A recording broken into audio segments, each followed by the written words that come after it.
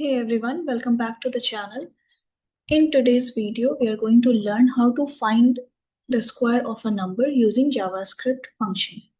This is a very simple example that will help beginners understand function and mathematical operations.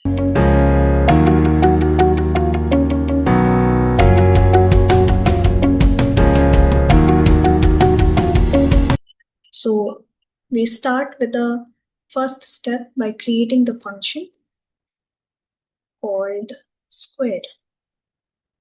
And this is the syntax of the function. So since we want the number to be dynamic, we are going to pass a parameter called a, and here we are going to calculate the square of the parameter, square of a number. Suppose as result, and a square, so we'll just multiply the number 2 times. Okay, and we are going to console this result.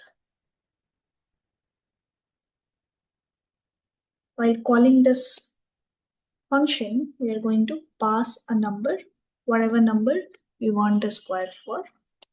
So when I run this file, I'll get as 4. We can just change some numbers and try to find out the square of these numbers. So it will work like this. And that is how you can calculate the square of a number using JavaScript function. If you enjoyed this video, make sure to like, comment, and subscribe for more programming tutorial. Thank you for watching.